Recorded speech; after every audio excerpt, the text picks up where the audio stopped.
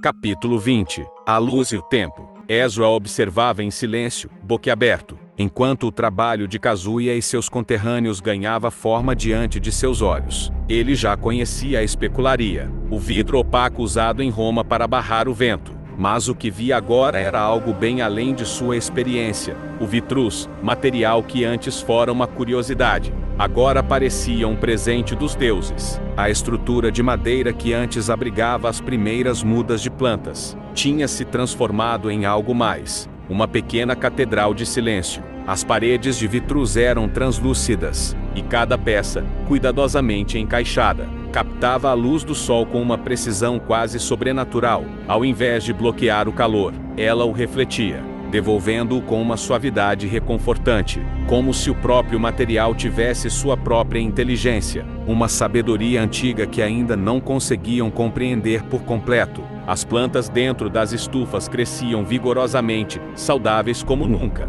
A umidade necessária para a vida estava presente, e as noites, antes fatais para as fracas raízes, agora traziam a promessa de vida. Havia algo naquelas paredes de vitruz, que transcendia a simples proteção, uma energia. Kazuya, com sua calma habitual, comanda os seus conterrâneos com gestos simples, mas cheios de precisão. Não havia palavra desnecessária. A harmonia do grupo parecia emanar de uma compreensão silenciosa, uma dança perfeita entre os que trabalhavam e o material que moldavam. A primeira estufa fora um êxito, e, com o tempo, 12 mais foram construídas, todas com a mesma precisão e zelo. Era como se os homens e mulheres ali presentes estivessem recriando o mundo, não apenas moldando o vidro, mas forjando um novo modo de vida. Cada peça de vitruz era criada com uma atenção quase ritualística. A areia era escolhida a dedo, os fornos atingiam temperaturas exatas, e as mãos que formavam o material pareciam conversar entre si sem palavras, como se cada movimento fosse parte de um idioma ancestral.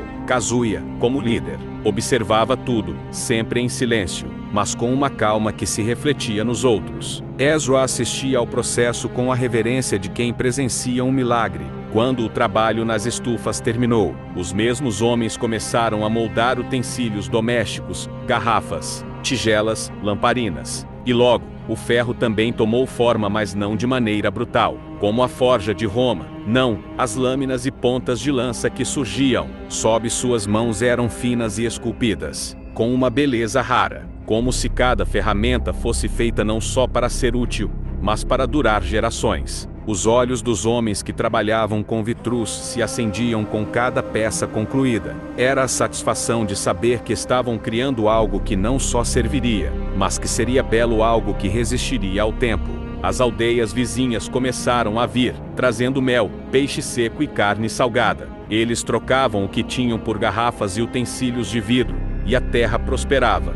O comércio florescia. O vitruz, material que um dia parecia apenas uma curiosidade, se transformou na base de uma nova economia. Trocas e acordos eram feitos, e com o tempo, as aldeias mais distantes começaram a se interessar pela mercadoria, chegando até ali para negociar. A vila, que um dia fora uma pequena colônia isolada, agora se erguia como um símbolo de prosperidade. O mar, que antes fora um adversário, agora era amigo, oferecendo recursos abundantes. O campo, alimentado pelas estufas, dava frutos em abundância, mesmo quando o outono chegava. E, com o tempo, as noites já não traziam mais a morte, mas apenas a promessa de um novo dia. Mas, apesar de tudo isso, Ezra sabia que o mundo exterior estava sempre à espreita. Ele sabia que, em algum lugar, o poder de Roma ainda aguardava, como um gigante adormecido. Roma nunca esquecia. Roma sempre esperava. Roma observava como quem dorme, mas ouve tudo, vê tudo,